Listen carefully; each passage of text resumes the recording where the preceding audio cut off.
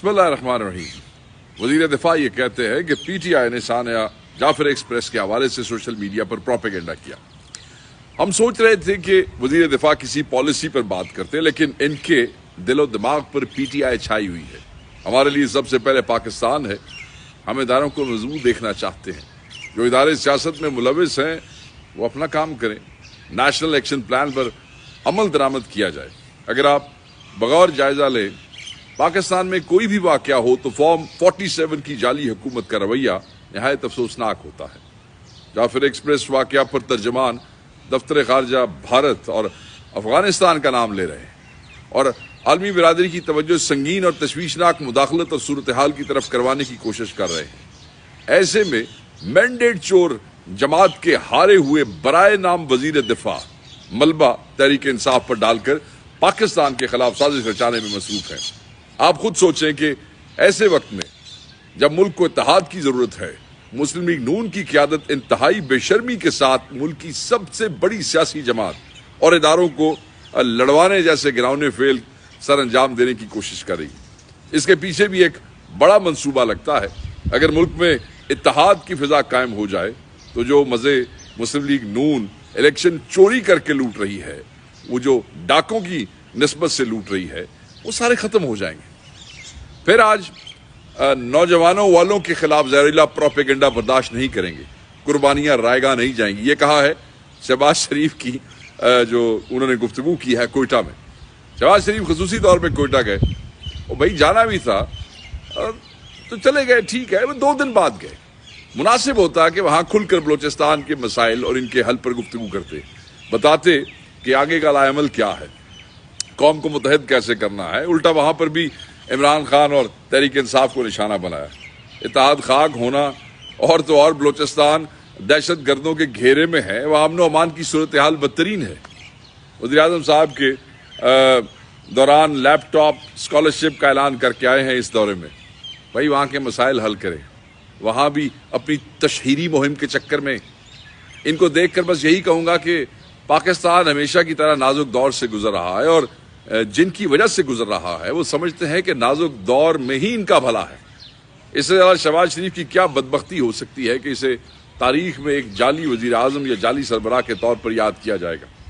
اس کے بارے میں یہ بھی کہا جائے گا کہ تاریخ میں ایک ایسا عجیب ذہنیت کا بادشاہ گزرا ہے جس کی قوم اس سے امن مانگ رہی تھی اور وہ ان میں لیپ ٹاپ تقسیم کر رہا تھا۔ بات یہی نہیں ختم ہو جاتی ہے۔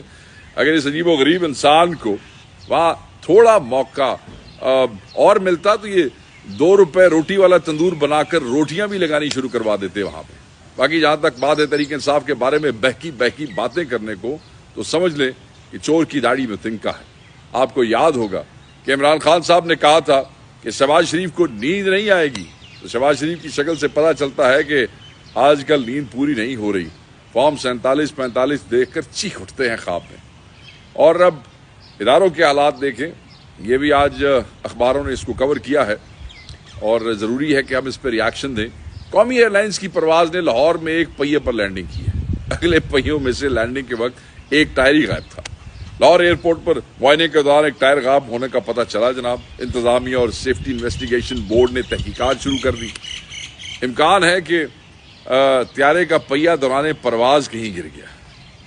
نمک فروخت ہوا یا نہ ہوا، مگر گدھوں نے شہر تو دیکھ لیا۔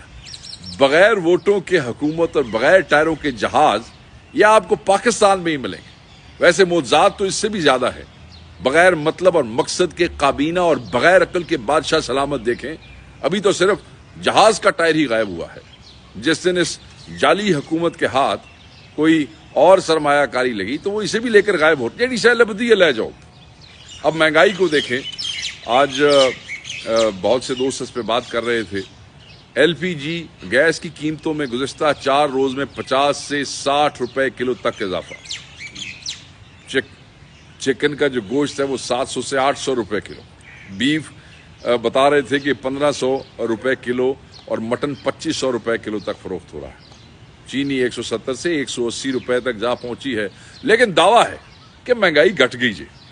پہلے چینی برآمد کر کے اربوں روپے بنائے، پھر چینی مہنگی بیچ کر اربوں روپے بنائے، اب شکر درآمد کر کے اربوں روپے بنائیں گے۔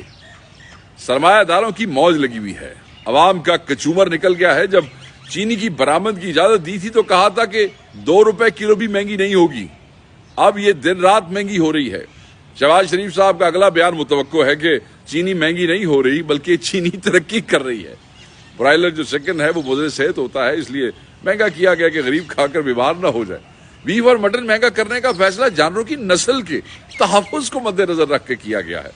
شہباز حکومت آنے کے بعد اس ملک میں صرف وہی رہنا پسند کرتا ہے یا پھر مجبوری ہے کہ جس کے پاس ویزے کے پیسے نہیں ہیں، ورنہ جس تیزی کے ساتھ پچھلے 2 سالوں میں پڑھے لکھے نوجوانوں نے ملک چھوڑا ہے، اگلے چند مہینوں میں صرف شہباز صاحب ہی جو ہے وہ پرواز کرتے نظر آئیں گے. بہت شکریہ.